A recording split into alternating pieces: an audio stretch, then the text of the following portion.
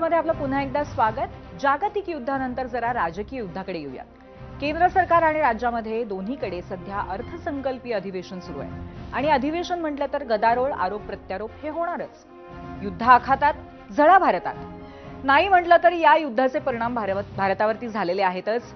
Gas एजन्सीच्या बाहेर दिसणाऱ्या रांगा, हातात सिलेंडर घेऊन रांगेत उभे राहणारे लहानांपासून ते ज्येष्ठांपर्यंतचं चित्र आपण सातत्याने बघतोय। यातूनच युद्धाचा सर्वाधिक परिणाम एलपीजीच्या पुरवठ्यावरती झालाय हेही आता आपल्याला माहिती आहे। एकीकडे इंडिया आघाडीनं केंद्रामध्ये सरकारला घेरलंय तर राज्यामध्ये महाविकास आघाडीने सरकारला घेरलेलं आहे।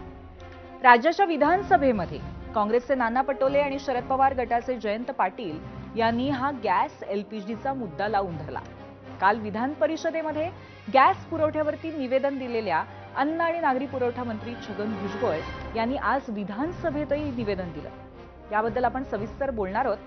पण राज्यामध्ये आज उपमुख्यमंत्री एकनाथ शिंदे यांची दिल्लीवारी, जितेंद्र आव्हाडांनी छत्रपती शिवाजी महाराजांबद्दल केलेलं आक्षेपार्ह वक्तव्य, आमदार नरेंद्र मेहता यांच्यावरती नाना पटोले यांनी केलेल्या भूखंड घोटाळ्याचा आरोप आणि त्यावर महसूल मंत्री चंद्रशेखर बावनकुळे यांनी दिलेली क्लीन चिट, अशा असंख्य घडामोडी घडल्या आणि विधिमंडळातलं राजकीय वातावरण चांगलंच तापलेलं दिसलं। हे सगळं आपण पाहूयात, पण या घडामोडींच्या दृष्टीने आम्ही जो दुसरा प्रश्न विचारलाय तो बघायला आता जाऊयात पोल सेंटरला। आजचा दुसरा प्रश्न आहे, साठेबाजीमुळे देशात घरगुती गॅस सिलेंडर तुटवडा निर्माण झालाय असं वाटतं का? होय आणि नाही। म्हणजे फक्त साठेबाजीच प्रामुख्याने तुटवड्याला कारणीभूत आहे असं वाटतंय का? असा या प्रश्नाचा आशय आहे।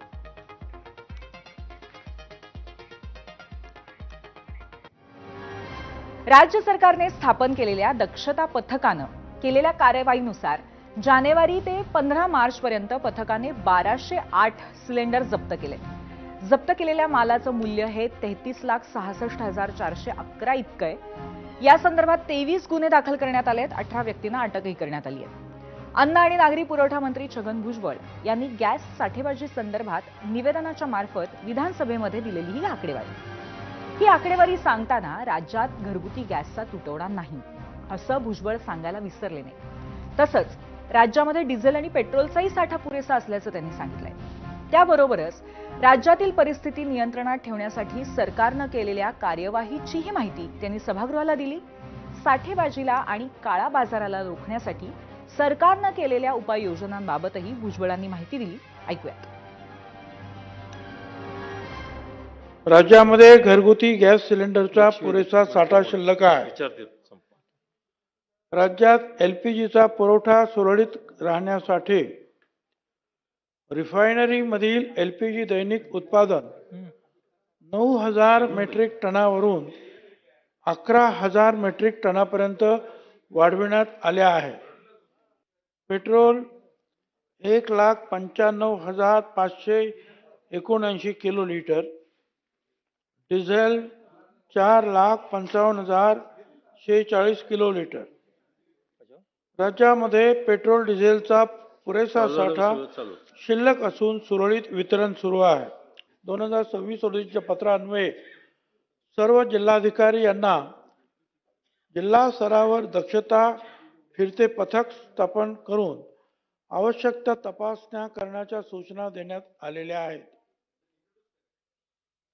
राज्यात त्यांची अंमलबजावणी सुरू झाली आहे।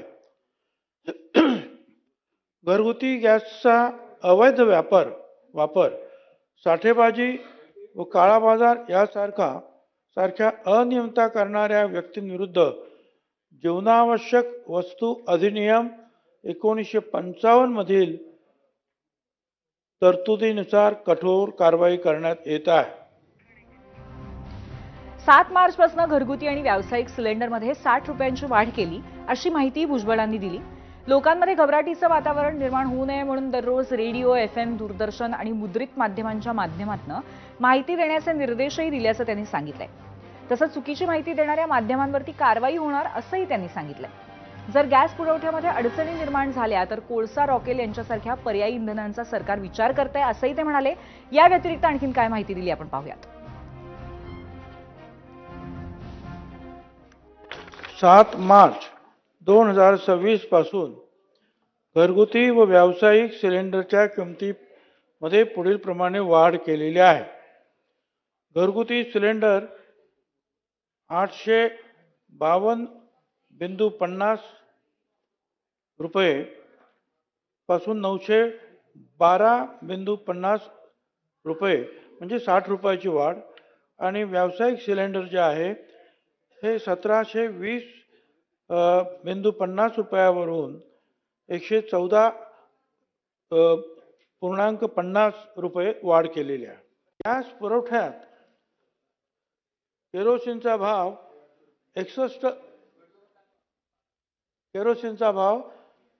61 रुपये प्रति लिटर. सद्यस्थितीत गॅस पुरवठ्यात अडचण निर्माण झाल्यास सागर साहेब, कोळसा, रॉकेल इत्यादी पर्यायी इंधन वापरण्याच्या शक्यता तपासण्यात येत आहे. आता भुजबळांनी दिलेल्या या निवेदनामध्ये स्पष्टता दिसत नाही असं काँग्रेसचे आमदार नाना पटोले यांनी म्हटलं. तर एलपीजीच्या मुद्द्यावरती नाना पटोलेंसह महाविकास आघाडीचे नेते विधिमंडळामध्ये आक्रमक दिसत होते. मी तुम्हाला आपल्याला माहितीसाठी सांगतो की तुमचे जेवढे हे जे डीलर लोक आहेत त्यांना आपण सांगून ठेवलेलं आहे की आता कुठलाही गॅस पुरवठा करायचा नाही तिथं, म्हणून लोकांना भीती निर्माण झाली. तुम्ही म्हणतात की माध्यमांनी चुकीची बातम्या दिल्या तर आम्ही माध्यमावर कारवाई करू, तुम्ही असं म्हणाला. मी तुम्हाला सांगतो की तुमच्या डीलरला तुम्ही सूचना देऊन ठेवलेल्या आहात की आता काही पुरवठा करायचा नाही. तर तसं तर मला लोकांना भीती निर्माण झाली की रेग्युलर व्यवस्था असताना सुद्धा अशा पद्धतीचं डीलर त्या ठिकाणी व्यवस्था निर्माण केली, म्हणून लोकांच्या लाईनी लागल्या आणि म्हणून व्यवस्था तुम्ही निर्माण केली आणि माध्यमावर कारवाई करणार, हे बरोबर नाही. हे ओटीपी पण आजकाल नकली आली, त्याच्यामध्ये अनेक प्रकरण आता पुढे आलेत. तुम्ही आता तुमची साईट बंद करून टाकली, जे गॅस आम्हाला बुकिंग करायचं होतं ते साईट आपण बंद करून टाकली. आता ते ओटीपीच्या माध्यमातून द्यायचं, ते ओटीपी पण नकली आली, त्याच्यात अनेक लोक घुसलेत आणि म्हणून ग्राहकाची फसवणूक. घरगुती लोक ज्या आमच्या भगिनी आहेत, कारण की हा सगळा व्यवहार आमच्या घरगुती महिला बघतात आणि त्याच्यामुळे महिलांची फसवणूक आपण करू नका. त्यासाठी एक स्पष्टीकरण त्याच्यामधलं प्रॉपर यावं ही आमची आग्रहाची विनंती आहे. गेले 3 आठवडे आम्ही ही भूमिका मांडतोय. आपलं जे निवेदन आलेलं आहे त्याच्यात अजूनही स्पष्टता दिसत नाही. त्यामुळे गॅसमुळे सध्या